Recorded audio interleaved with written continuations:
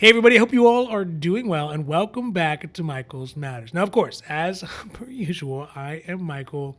And last week we did our Social Security payout dates video for the month of May.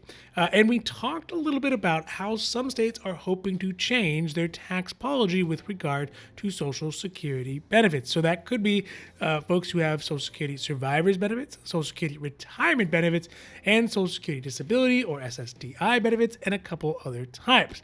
Because currently across the country, there is a baker's dozen or so of states and provinces that still tax Social Security benefits. But this year, in 2023, this may actually end up changing if current proposed legislations end up making it through. So today we are talking about states that tax Social Security and why and how some may be reducing or cutting income taxes on Social Security benefits in part or in whole. Now, before we get to the video, if you do like these videos, if you find them interesting, if you find them helpful, or hey, if you find them useful, please don't forget to like and subscribe. That way, you can get updates when our newest and most informative videos become available. So let's start this off by talking about how Social Security benefits are taxed for everybody who qualifies, at least by the feds, and then how they are taxed in those states that still tax Social Security benefits. Now, right now, there are 12 states who tax Social Security benefits, and I think including Washington, D.C., which is not a state, it's a district, but yeah. So they tax the residents primarily once they hit a certain income threshold. Those states are Colorado, Connecticut, Kansas, Minnesota, Missouri, Montana, Nebraska, the Bug Eaters, New Mexico, Rhode Island, Utah, Vermont, and West Virginia. This taxation that they do for their residents is in addition to any federal taxes that are put on Social Security benefits. Now, just real quick, at the federal level, Social Security benefits are taxed based off an individual or a couple's income. Also, only a portion of the benefits are taxed, so it is never 100%. Now, right up front, let's be clear that, first of all, SSI, so Supplemental Security Income Benefits, are never taxed. So, for example, for federal taxes, there are two thresholds of income for taxation on Social Security benefits. 50% and 85% of Social Security benefits may be eligible for taxation based upon a couple or an individual's income. For the lower 50% of the benefits to be taxed, it would mean that an individual would need to make an income that is above $25,000 a year, but below $34,000. So this would result in 50% of somebody's Social Security benefits being taxed. This number is higher for joint returns. It goes to $32,000 up to $44,000 a year for a couple. So in this case, the couple would end up being taxed on 50% of their Social Security benefits. Now, in order for this percentage to jump up to that higher 85% at the federal level, an individual would need to hit its threshold if they made over $34,000 a year in income. And for joint returns, so for couples, it would mean that they would need to have income that's over $44,000 a year. So at those income thresholds, that's the point where they would end up being responsible to pay 85% of their Social Security benefits for the full country. And that's anyone across the country. And that is the starting point for Social Security benefits at the state level. So in the 12 states who do tax Social Security benefits, though, taxation works relatively similar, but the thresholds are different and will be paid in addition to what is paid in tax to the federal level, so to the IRS. Currently, out of the 12 states who previously had some sort of taxation on Social Security benefits, 4 states are specifically looking to cut taxes down for Social Security beneficiaries in 2023. That is, again, if the legislation at the state level passes. These 4 states are Kansas, Minnesota, Utah, and Missouri. When we look at states like Kansas, under the proposed legislation, HB 2107, it would move the income limit to have Social Security benefits exempt from state tax from where it is right now at $75,000, regardless if it is a single person or a filing jointly.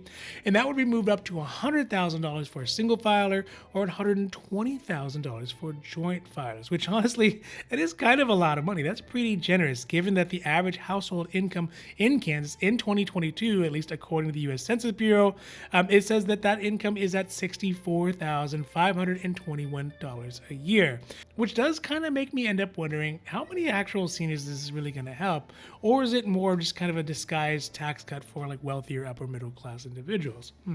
In Minnesota, the changes would effectively benefit, the exact same group, which are those kind of middle income retirees and higher income, middle income retirees.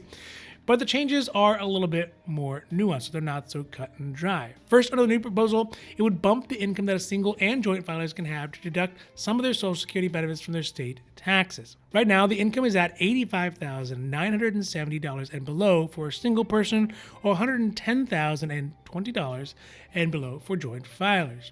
But under this new proposal, those numbers would get bumped up to $93,600 for singles and $120,000 for couples. Additionally, and kind of unique to Minnesota, is that there's a max amount of benefits that can be reduced for Minnesotans for their Social Security if they qualify. But that number is going to get raised from $4,260 for individuals and $5,450 for couples up to $7,800 for individuals, and as much as $10,000 could be untaxed for couples if they fall below those income levels.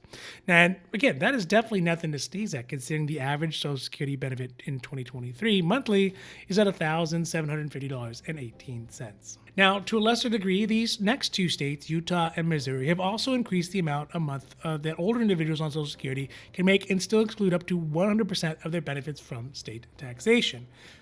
In Missouri, it's going to move up to $85,000 for singles and $100,000 for couples who file jointly.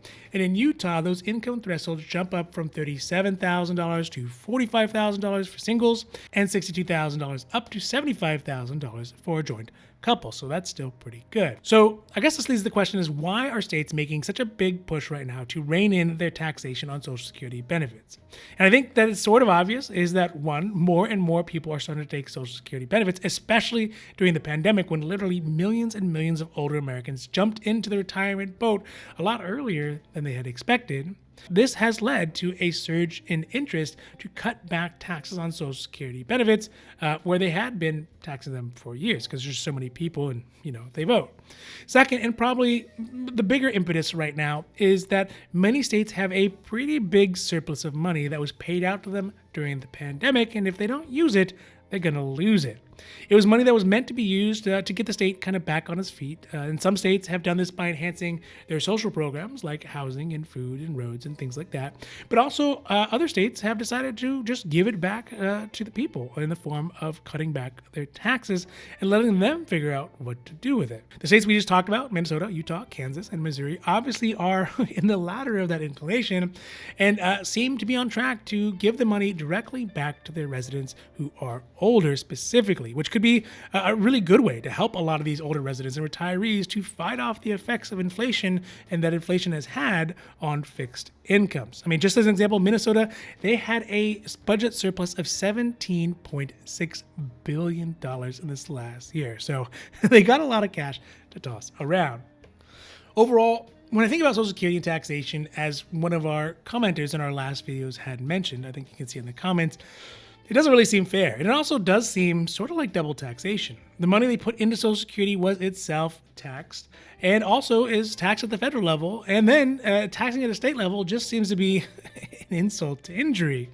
Furthermore, the money from Social Security is coming directly from the federal government via the Social Security Trust Fund. So it's sort of like states are just basically finding ways, roundabout ways, to wring out federal money from their citizens. I mean, it'd be a lot easier just to work directly with the feds to get the money directly and not have to have seniors and retirees and older Americans as the go-between, as the vehicle to get that money from the federal government to the state government. But what does seem apparent is that with all the leftover pandemic funding, and with many states, especially red states, left with massive budget surpluses, and they could potentially lose it if they don't use it, giving it back to those folks who really do need the money just to make ends meet, especially in these times of hyper-inflation, it really just does seem to make all the sense in the world. Now, if we can just figure out how to get those Social Security tax amounts down to zero.